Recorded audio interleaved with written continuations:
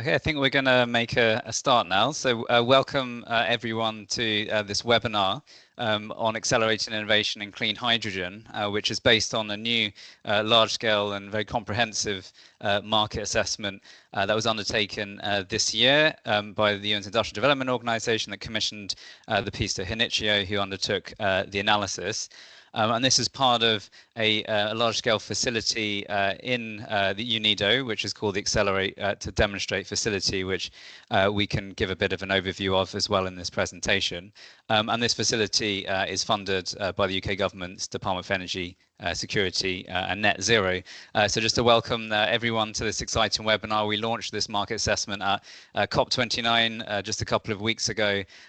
So the full report and the executive summaries of that are now sort of available on the A2D Facility website, and shortly we'll have a Spanish and French translation as well of the executive summary, so that'll be also available shortly. So in terms of the agenda for today, so I'm going to hand over to my colleague Pankuri Poddar, who's our hydrogen lead soon, who'll give you a bit of an overview as well of what UNIDO is doing in the hydrogen space and the A2D facility. And then we'll hear from Hinicio on the market assessment. So we'll have about half an hour to get the key findings from that report. Of course, the report is very detailed in the sense that please do look at the executive summary and the full report. We're only going to really cover the key findings at a surface in this 1 hour webinar. And then we'll have a chance for about 15 minutes of questions as well. So if you have questions, there is a Q&A function to submit written questions, and then we will take the most common questions that we receive. And if you have any other questions that were not answered during this webinar, please do feel free to email UNIDO A2D facility at unido.org, and we'll get back to you on that. So without further ado, I'm going to hand over to my colleague Pankuri. Thank you, Peter. Good morning, good afternoon, good evening, everyone. I am Pankuri Poddar, and I'm the hydrogen lead for the A2D facility. I'm going to begin by giving a brief overview about UNIDO, what UNIDO's mandates and mandates are, followed by overview of the A2D facility, and then hand over the floor to the senior consultant, Ms. Maria Jose at Hinicio, who's going to take us over the findings that Hinicio has come up with for this market innovation on clean hydrogen innovation landscape in the developing countries. So, UNIDO, which is United Nations Industrial Development Organization, is the UN agency whose mandate is promotion of inclusive and sustainable industrial development in developing countries. UNIDO has three main priorities. First is to support sustainable supply chains. Second is on limiting climate breakdown. Third is on ending hunger. Now, the way UNIDO aims on working towards achievement of these three goals is through technical assistance and capacity building, investment and innovation funding, partnership and collaboration, and policy dialogues as well. Now, UNIDO has a few initiatives in clean hydrogen, which I will cover, and then also give a brief about the A2D facility, which is one of the very prominent initiatives that UNIDO has in the clean hydrogen space. So first is the Global Program for Hydrogen in Industry, which is UNIDO's flagship program. Within the main aim of this program was launched in 2021 and was supported initially by the governments of Germany, Austria, and Italy. The main aim of this program is to support and promote just transition for industries in developing countries by promoting the use of hydrogen. Under the Global Program for Hydrogen in Industry, there are two different pillars through which UNIDO is active. First is through the partnerships and through the coordination unit, wherein there are a lot of policy dialogues. We liaise with key stakeholders, and there are multiple levels within the hydrogen sector that is worked on, such as policy, standards, financing, and investment and sustainability. Some of the most prominent work of UNIDO, at least on the partnership front, is within hydrogen, is that it acts as a secretariat for the International Hydrogen Trade Forum and now also for the UK Brazil hub. Now, the other aspect of the global program for hydrogen in industry is through technical assistance, which is the GEF 8 Global Clean Program for Hydrogen. This was approved earlier this year and focuses on production and application of hydrogen in industrial and transportation sector and on local demand creation in developing economies. Currently, there are 8 countries which are a part of the GEFA Global Clean Hydrogen Program. These 8 countries are Algeria, Ecuador, Egypt, Malaysia, Namibia, Nigeria, Philippines, and South Africa. And the UNIDO JEFIT program is also linked to the other program, the JEFIT program, which is in China. Now, the third and the initiative that I represent and I'm very proud to be a part of is the Accelerate to Demonstrate facility. The main aim of the A2D facility is to accelerate the commercialization of innovative, clean hydrogen solutions in developing countries. And this initiative is relatively new and was launched last year on 15th of May 2023. Now, studies has it that 35% of the emission reduction which are needed for 2050 come from technologies which are still in the development phase and have not yet reached the markets at commercial stage. That's why the A2D facility aims to come in at the supply chain of all our thematic area at a very critical part wherein we want to support the construction. We want to support late stage pilot projects and support the construction and operationalization of the technologies and accelerate the commercialization of these clean energy solutions in developing countries. What we're really looking for is being able to support projects which have a catalytical impact and can be scaled across countries and regions. The A2D facility has 4 thematic areas: critical minerals, clean hydrogen, smart energy, and industrial decarbonization. We have an initial funding of around 80 million from UK government, and uh, we looking we have a call we're looking for projects to submit their proposal through a CFP call for proposal methodology. We had the first call for proposal in July 2024, earlier this year, and we're looking at this is a grant. It's 100% grant funding vehicle with a ticket size of around $1 to $5 million per project. So we're looking 1 to 5 million is a drop in the ocean for a lot of uh, for these thematic areas, especially because they're highly capital intense. So we're looking to support projects which already have co-financing in place. We're looking for public financing, private financing, and other forms of financing to already be there when the applicants apply for this grant funding facility. We will have our following calls for proposal and funding in 2025, and we request all our participants to keep a eye out on all the updates, and we will keep you posted as well. Now, through the A2D facility, we hope our main aim is to make progress towards achievement of SDGs 13 towards climate action, SDG 1 towards no poverty, and SDG 9 on industry, innovation, and infrastructure. Now, as the market assessment on accelerating innovation in clean hydrogen will cover various aspects of the innovation landscape, such as the different types of innovations, then the stakeholders, the barriers that most of the innovators face, the challenges, the different initiatives that are there in the global on the global platform, and the various delivery mechanisms that exist for these technologies to reach commercialization.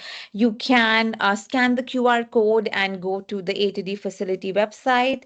We can download our entire report is available. Our executive summary is available, and it will give you a very good brief into the findings which we have undertaken along with our partners Hinicio and Pure Resource. Now, without much further ado, I will hand over the floor to Miss Maria Jose, who is the senior consultant at Hinicio, and she will take you over um, the findings of the market assessment. Just before I log off, I would just like to request everyone to please submit all the questions in the chat. I will then take all the questions with the most prominent and common themes and uh, we will then address them at the end of the presentation. But please do not forget to submit the questions. Thank you. Over to you, Ms. Maria Jose. Many thanks, Pankuri and Peter. So good morning, good evening, good night to everybody.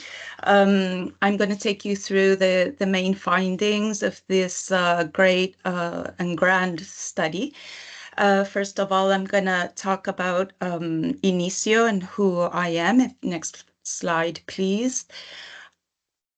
And then we are going to go through these contexts. The agenda will include the selection criteria that we developed in order to identify the projects, the technologies, the stakeholders, and 16 countries that were selected for a deep dive because they demonstrated to have the most potential to advance clean hydrogen projects to a commercialization stage within a timeline, basically up to 2028, 2030. And also how clean hydrogen can help advance the SDGs, mostly with a great emphasis on the 3 SDGs that Pankuri just mentioned. And then a regional analysis so we can see how the main continents are spreading out these initiatives and how they're working together, and also what opportunities and what else needs to be developed and advanced greater in order to reach the commercialization stages that we need for decarbonization based on hydrogen. Next slide, please. I think we lost a slide. So first of all, I'm going to introduce myself before we go into this slide. My name is Maria Jose Riquelme. I'm senior consultant at Hinicio. Hinicio, with an H, is a consultancy company, international consultancy company based in Brussels. It was established in 2006. And since then, we've been focusing on hydrogen, on clean hydrogen, on decarbonization, energy transition, and e-mobility. We have offices in the United States, in Chile, which this is where I'm based, in Brussels, Paris, and Colombia. We have representation in China and Mexico. So having said that, let's go into the presentation. So as I was telling you, we basically implemented a funnel methodology. Many of you might be familiarized with that methodology. So basically, we took the Development Assistance Committee's list of the 141 developing countries listed under the OECD. And then we applied certain criteria. Basically, if these the countries had a roadmap, a strategy, an action plan, intended or demonstrated the intention to advance clean hydrogen projects. And then we went down to a list of the 47 countries that complied with at least one of the 3 pre-selection criteria or entry criteria. And then we applied some of the other the other criteria that you see on the right. I'm going to go into that a little bit more in detail because we believe this is important for countries to assess. And from applying that criteria, we went down to the 16 countries that we selected for deep dive. And then there you have the list by continents. So you see that Asia, America, Africa, and Europe were the one that presented the most countries with the most potential. But what we believe is more important and to understand why we chose these criteria. So first you have the international partnerships, basically is like it refers to how countries are working or participating in international regional partnerships in order to develop their own resources, build capacity, request for assistance, and also create collaborative platforms. Then you have, sorry, can you go back, please, there?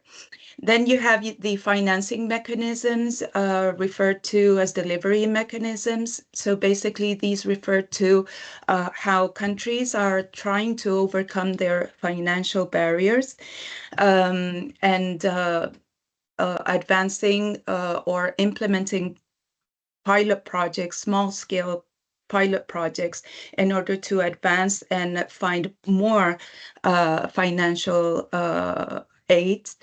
Then you have the projects and innovations. It's really important for countries to develop a clean hydrogen or an innovation ecosystem.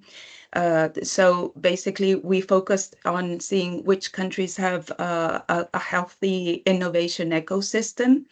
Then you have the two other criteria, roadmaps, action plans, targets, in order the goals for industry and for the local actors to look at what are the pathways that the country will support. And then, of course, the associations, because we do need private sector involvement all across the value chain in order to implement these projects. Next slide, please. So we're going to look at the different landscapes. The first one is the technology landscape. So here we found like over 110 clean hydrogen projects with advanced technology readiness levels that is closer to commercialization stage in 35 developing countries. You can see which are those countries in the full report. Then what are the technologies or what are their focus? Mainly hydrogen production, followed by mobility, and also ammonia production. This does make sense, first of all, because the world is interested in meeting the demand, the future clean hydrogen demand, and we need developing countries, especially in the Sun Belt or where they have the best renewable resources, to foster these projects and production of hydrogen and PTX, basically projects that is hydrogen and derivatives. And ammonia, because many of these countries have the potential to supply green or clean fertilizers. Fertilizer industry is quite big. And mobility is an interesting one because basically what we believe at Hinicio is that you would always start with electric vehicles. So mobility is something that we need to look at a larger scale. So it is interesting to see how mobility for larger vehicles is also of interest in developing countries. So as you will see throughout the report, Latin America and the Caribbean is leading the way in terms of the number of projects, followed by Asia and Africa. And Asia, you will have an important number of projects being developed in China. Next slide, please. So in terms of the landscape of innovators, it's no surprise that research and universities, research institutions, and nestled in universities, basically they tackle lower TRLs and as technology readiness levels, that is. And then as you go up to the commercialization stage, you will find that more and more involvement and leadership from the private sector and also in the industry sector. And the difference there is that there are a lot of state-owned companies in developing countries that are very important for to take the leadership and to motivate the private sector per se, right? So you will have countries such as Colombia, where you have Ecopetrol, which is a state-owned company that does a lot of investment in innovation, for example. And there's these kinds of examples all around the globe. That's really interesting. There you can see where the share of each actor. So we did found a lot of research in lower TRLs, and then you have everything that has to do with testing and adapting and adopting technologies which are more advanced in the higher TRLs. That makes sense because basically if we are concentrating on hydrogen and derivatives production, we will not invent the wheel. We are going to take the most commercializable or the most commercialized or efficient technologies developed and then bring them and adapt them to the special ecosystems or the applications that we will need. Next slide, please. Then what we did is that we carried out many interviews with innovators and different actors in different countries. All the detailed information you may find in the full report. And here you will see that what are the barriers that are faced by most innovators. Most of them are not a surprise, again, like financial support and lack of infrastructure, which is really tied with the resources, financial resources. But then you have others that are quite surmountable, basically human resources, right? We need to work harder in order to create the knowledge and the capabilities in developing countries to foster more innovation and resource. And then you will have the laboratory equipment, which is quite necessary in order to adapt the technologies. I will come back to that later. And then you have the regulatory barriers. We need to translate the intentions, roadmaps, and strategies into regulation, policies, and laws in order to create a clear scenario for the development and advancement of clean hydrogen projects. Next slide, please. So now we're going to go into the stakeholders.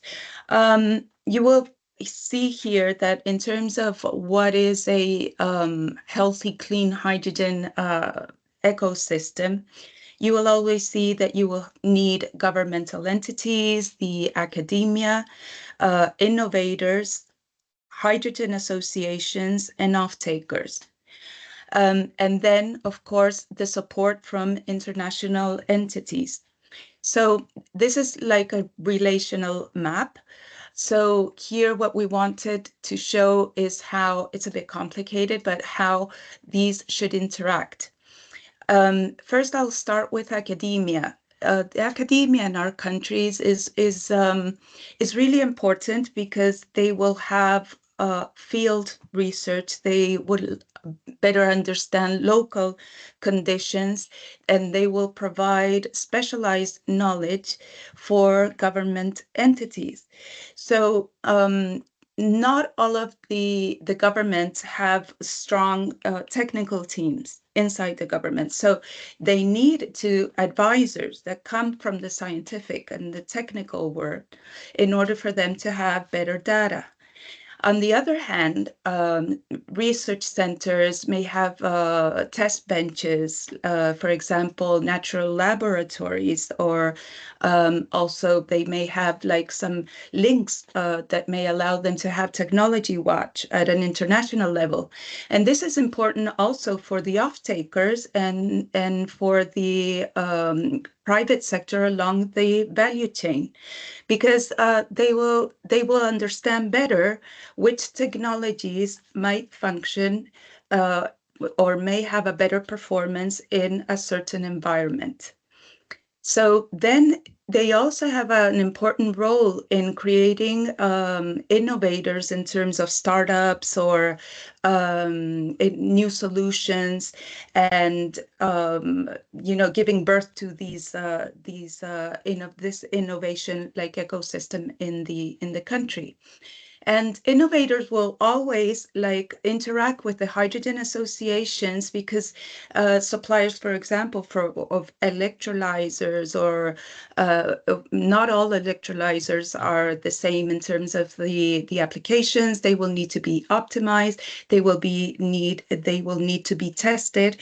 For example, here in our country, we did a benchmark of different electrolyzers and put them in different altitudes in the desert, and we had very different performances.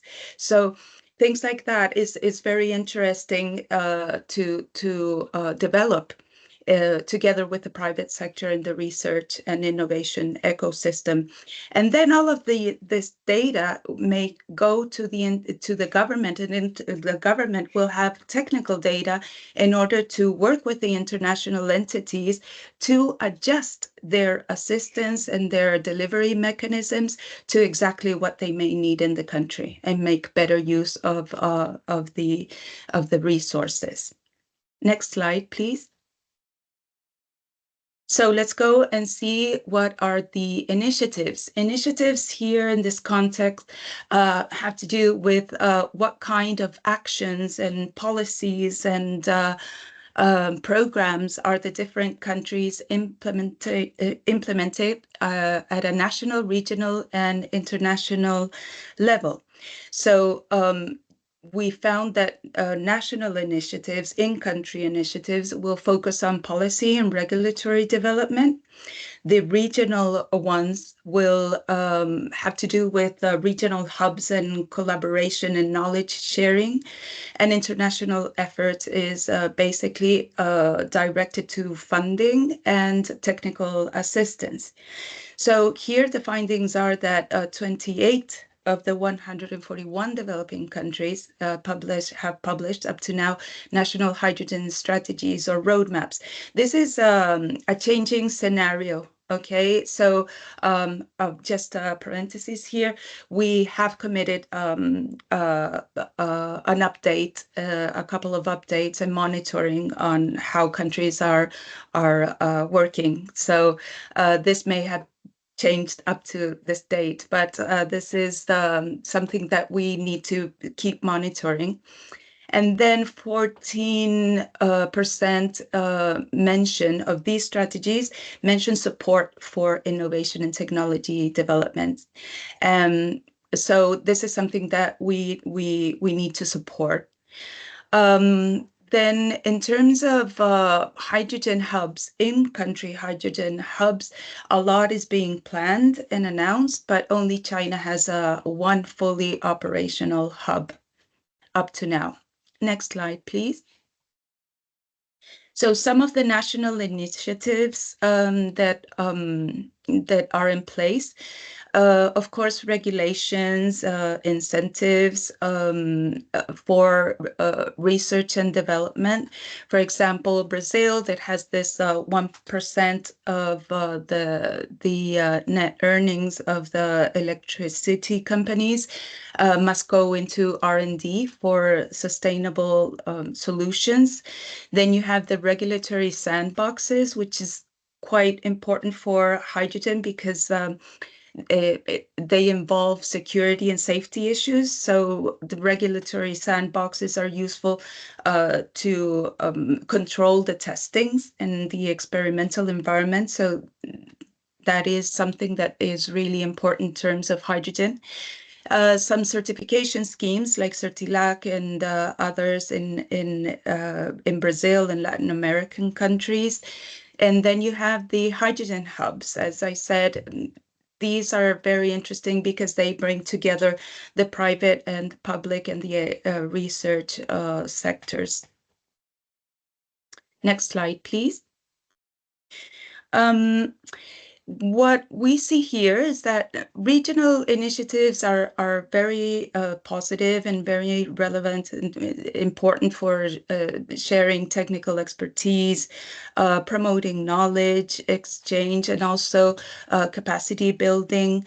But it is also important to consider regional strategies in order to develop the value chain of clean hydrogen projects. There are things such as shared infrastructure, for example, that can bring down the capex costs, the initial capital investment costs. So port enabling infrastructure, right? If one country has solar production and the other one has ports, and start looking into ways to develop the value chain among countries, which we have done in the past in many parts of the world from the gas and oil industry. So something to emulate.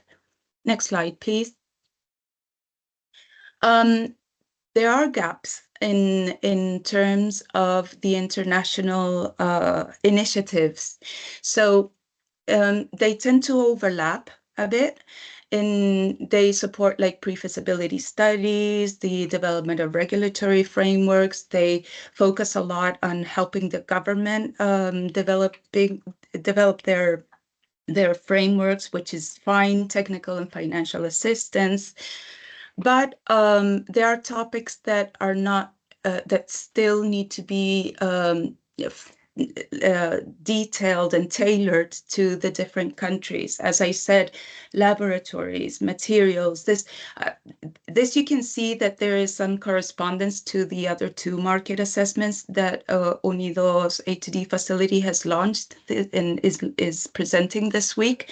So there are some things that you will find in the three reports.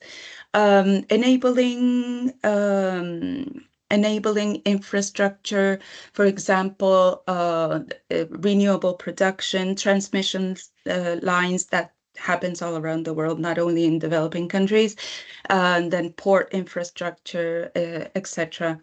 And then there are like more things that are not really like hardware, but it has to do with coordination between countries and cross-country technological exchange. For example, data like we did in the renewables area, like desert areas. What kind of platforms can we, data sharing platforms can we develop in order to obtain more solid data, etc. Again, next slide, please. So on the delivery mechanisms, the R&D funding is growing and it still remains insufficient. In the report, you will see what governments are doing, what the private sector is also doing, not only on corporate social responsibility, but also to see how they are linking into the country's strategies and roadmaps. Startups are emerging, but we need to have more of those in order to optimize the technologies that will be adapted to the country's conditions.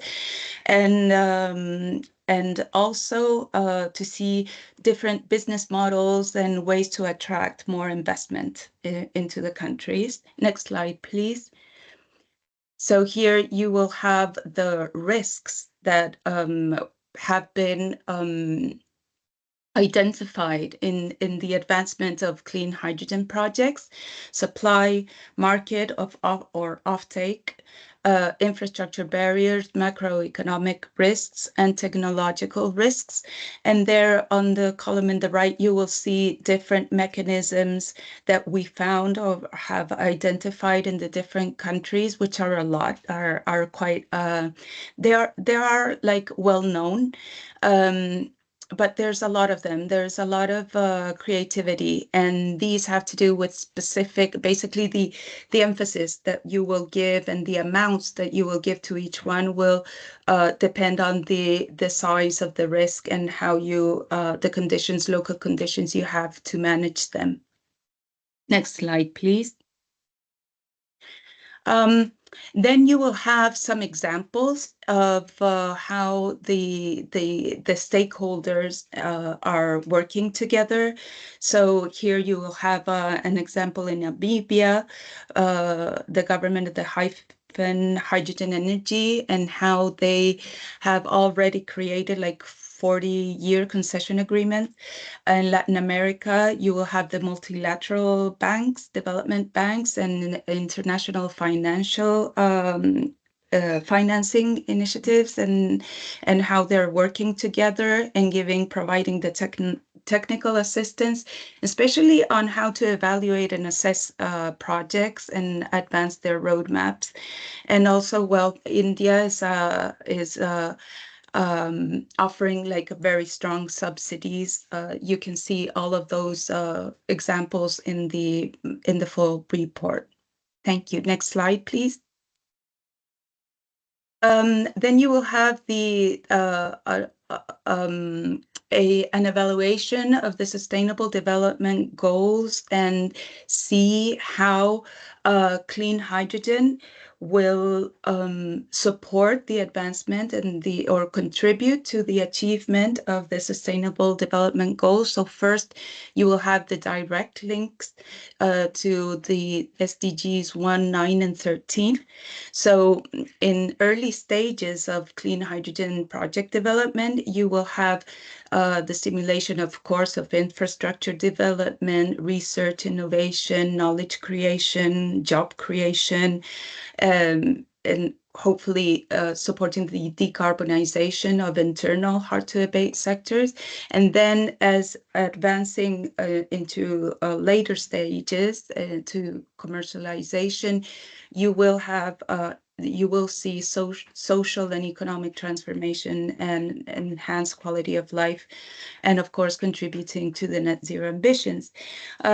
So we always need to be careful in terms of job displacement in traditional sectors. So how can we retrain the human capital, the human resource that are coming from the traditional industries, avoid potential conflicts over water resources or land use or others, work with the communities and avoid conflicts, and bring them into the project design stages in order for them to capture the opportunities that they may bring to the communities, and avoid, of course, environmental risks. Hopefully, we will see more and more circular economy approaches in the project assessments. So these are things that we need to monitor as well. Next slide, please. We will now go very quickly into the regional analysis. So what we did here is that we looked into the opportunities and the barriers of each region. So you will see what is particular of those regions. So I want to draw your attention more to the potential hubs. So you see in Central America and Mexico, as you might know, is the closeness to the potential premium markets is very important. So you will have that from Trinidad and Tobago in the Caribbean, right? And the north area of Brazil as well, all aimed at the US and the European markets. So you will have the regions in PECEM, in Brazil, in the north, and then you will have hubs more in the southern cone, where you will have Argentina, Brazil, Paraguay, and Uruguay, also looking at the Asian markets and the European markets. So the barriers, again, have to do with the regulatory frameworks, technical expertise. We need much more knowledge and much more professionals in order to take advantage and create jobs actually in these countries. And the enabling infrastructure, that's not a surprise. It's something that we need to invest in, and the potential resistance with local communities. We are seeing that a lot, and as I said before, this is something that needs to be addressed. Next slide. Thank you. So again, here we have Asia, second in line with a number of demonstration projects. Here, the advantages of the Asian countries that they have Singapore, Japan, and potential offtake, especially in shipping and shipping. I would say after being at COP, I think shipping is big in the pipeline of projects.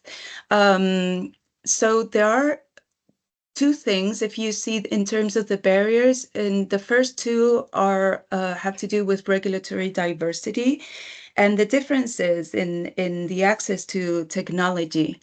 So I think that this is a hub that will be boosted quite soon.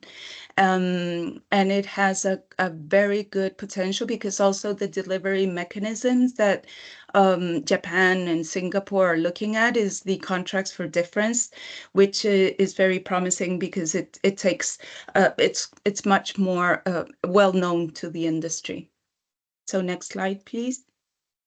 And then you will have Africa, a lot of barriers. You will see you have three potential hubs. Egypt is one. We looked into Egypt's Fertiglobe project, which won the H2 Global auction.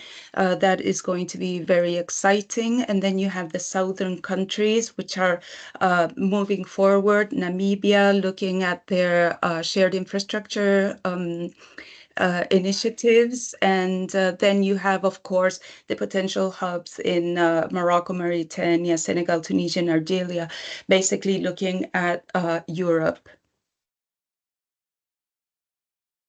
Next slide, please. So here are the key takeaways. We will need more public sector involvement. It's very important to drive the projects to commercialization stages. We need much more collaboration, regional and inside country collaboration. We need to look at having in place all of the stakeholders and well-connected and coordinated actions.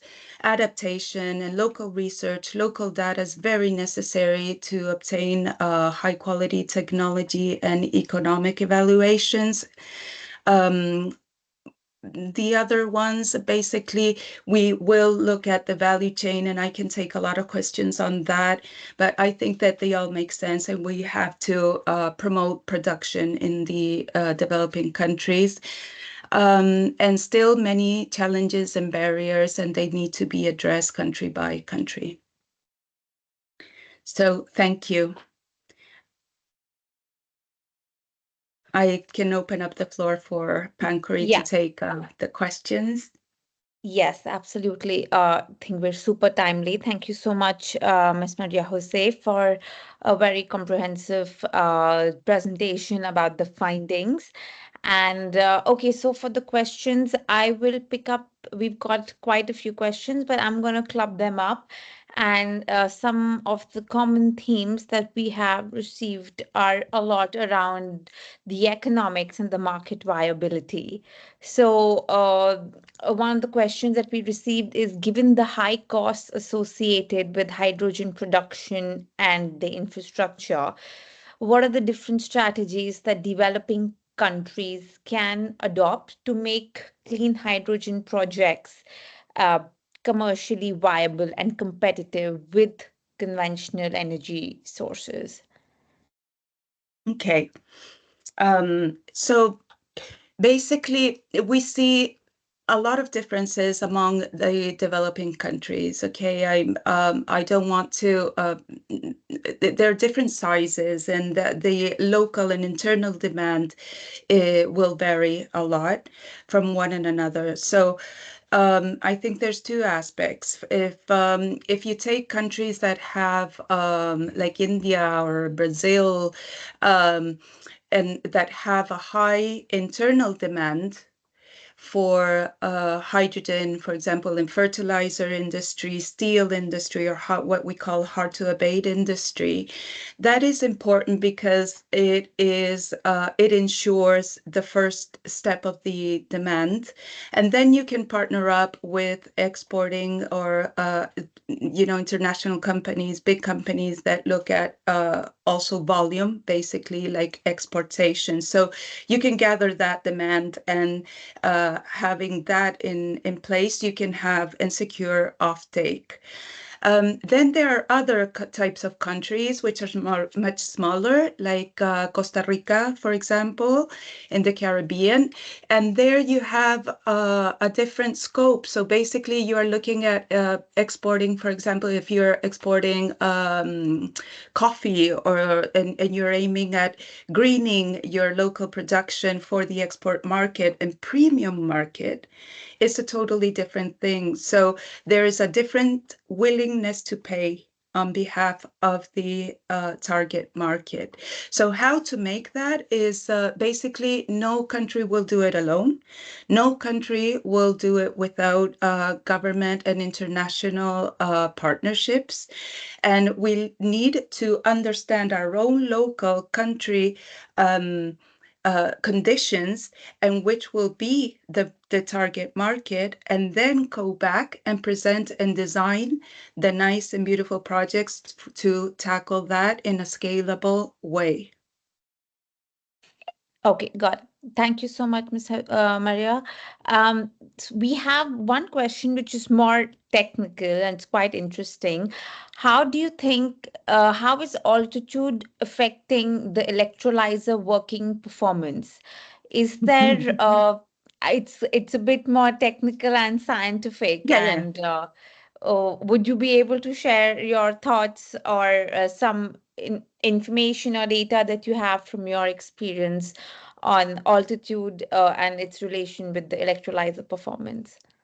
Okay, great. Thank you for the question.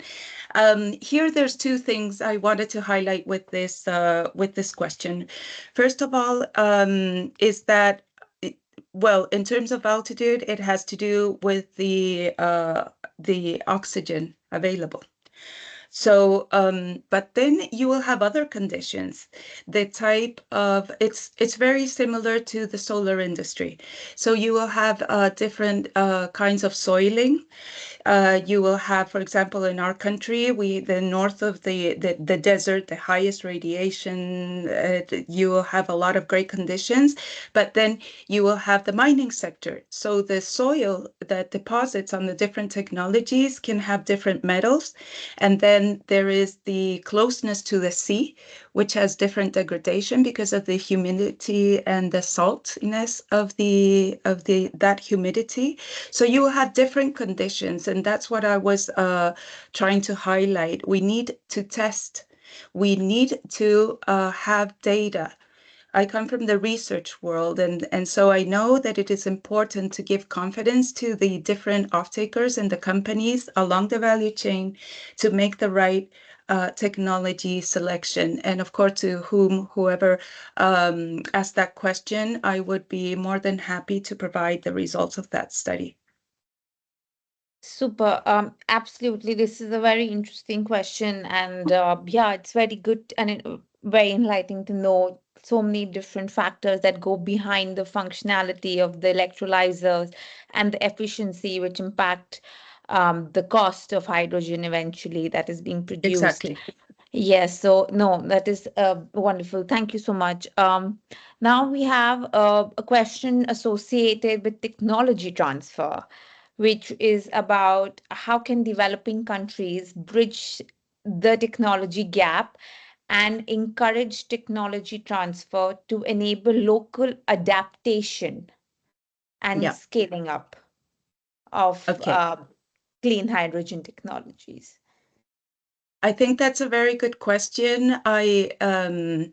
I know that there's some initiatives that are aimed at helping countries negotiate hydrogen production contracts. I think that it's quite advisable that countries and local governments and mayors, I don't know, at a local level too, look at those and create negotiating skills. Because technology transfer is again, I'm going to do the comparison with the mining sector, helps optimize the cost of the learning curves of a country in a certain industry. So, for example, if contracts do not consider technology and knowledge and capability and infrastructure investment, we will see that LCOH, the levelized cost of hydrogen and derivatives, will be higher because the companies will have to bring their own human resources to a country to develop the projects. So I think that one of the key aspects is to consider technology, knowledge, and infrastructure transfer in the development of pilot projects up to commercial scale. Okay. Thank you for that. Okay, we have another technical question, which is around synthetic gas. So this is synthetic gas predominantly from plastic, comprises of CO, carbon monoxide, H2, and CH4. High levels of hydrogen, up to 42% of hydrogen, of which 74% can be converted into fuel cell hydrogen. Why is Okay. gasification not considered clean hydrogen, and why is it that the cleaner process, why is it that the electrical production of hydrogen is considered to be a cleaner process? Okay, that's a tricky question because I'm not an expert in synthetic gas. So I could come back to that from an answer by my chemical engineering team. But there's the electrification. I think that the thing about electricity is basically because when you consider decarbonization, you will consider first energy efficiency, so energy reduction. Then you will look at electrification because of costs. And also it will depend on how to electrify or power, but it's electrification is basically you can put it in any process. So so it also has to do with the demand. So Sure. it's not one or another. It's Yeah. basically because you look at electrification first, and then you look at decarbonization of what we call the hard to abate, or where electricity cannot provide the necessary power in less space. So basically, you have to have molecular energy. So that is Okay. when hydrogen comes in. Okay. So I will send, all the questions that we've gotten in, I will send over, and Okay. then, we can perhaps figure a way of tackling it and answering all the questions. But thank you so much for this. I have also got a lot of other questions, wherein I just want to clarify one thing, that the deep dive countries, which Maria Jose touched upon, uh, it does not mean that we are supporting projects only focused on those 16 countries. I just would like to re-emphasize on the fact that A2D facility is a global facility, and we will consider projects which are in all the developing countries which are mentioned on the ODA eligible DAC list. So even if a particular country is not a part of the deep dive country, it does not mean that it is not eligible to apply for the grant funding.